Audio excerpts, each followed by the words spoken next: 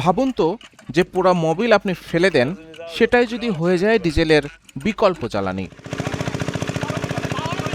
Diesel সংকটে যখন কৃষক দিশেহারা, তখন কুষ্টিয়ার এক ব্যক্তি দেখাচ্ছেন আশার আলো। এই আবিষ্কার কি বদলে দিতে পারে বাংলাদেশের কৃষির ভবিষ্যৎ? জানতে ভিডিওটি শেষ পর্যন্ত দেখুন। আজ আমরা তুলে ধরছি এক ব্যতিক্রমী উদ্ভাবনের গল্প, যা বদলে দিতে পারে বাংলাদেশের কৃষকদের জীবন। কুষ্টিয়ার দৌলতপুর উপজেলার তারাগুনিয়া গ্রামের বাসিন্দা মনিরুল ইসলাম একসময় শিক্ষকতা করতেন, কিন্তু ২০১৯ সালে সে পেশা ছেড়ে শুরু করেন ভিন্ন এক যাত্রা। ডিজেল ইঞ্জিন ও জ্বালানি নিয়ে গবেষণা।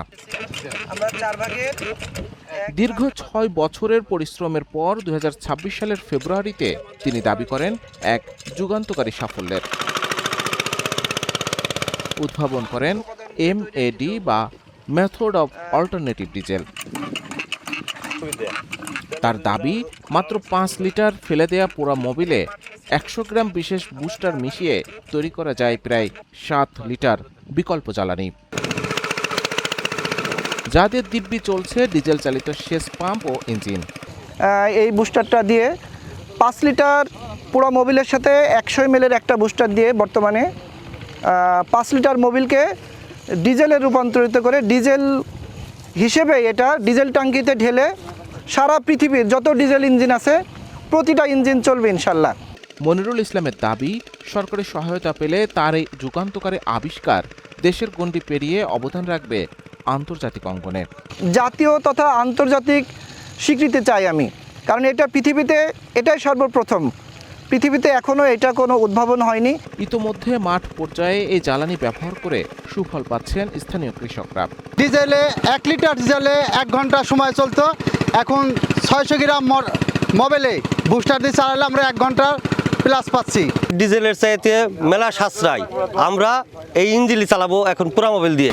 এটা দিয়ে সেরে আমরা পুরা মোবিলের সহিত এটার সাথে মিশাই দিয়ে সেরে আমরা এখন এই যে মেশিনটা চালু করছি আজ দিয়ে সেরে যে পানি দিচ্ছি।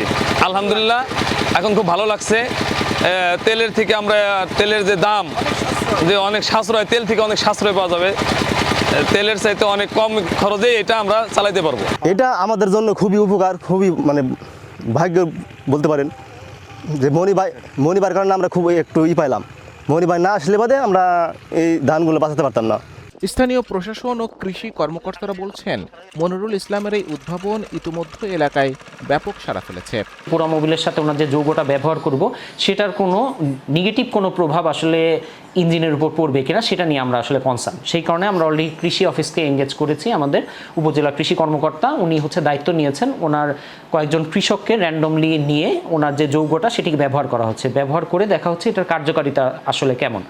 তো সেক্ষেত্রে যদি আমরা দেখতে পারি ইঞ্জিনের কোনো রকম সমস্যা হচ্ছে না এবং ডিজেলের সাবস্টিটিউট হিসেবে বেশ সুন্দরভাবে ওনার এই যৌগটা কাজে লাগানো যাচ্ছে, তাহলে আমরা আসলে এটার ব্যাপক প্রচারণা চালাবো। আমাদের স্থানীয় কৃষকদেরকে আমরা আসলে উদ্বুদ্ধ করবো এটি ব্যবহার করার ব্যাপারে, এবং এই বিষয়ে আমি উপরে ডিসি অফিসের মাধ্যমে ঊর্ধ্বতন কর্তৃপক্ষকে আসলে বিষয়টি জানানোর চেষ্টা করব যে এটা কি ডিজেলের সাবস্টিটিউট হিসেবে আমরা শুধু এই অঞ্চলে না অন্যান্য জায়গাতেও ব্যবহারের সুযোগ রয়েছে।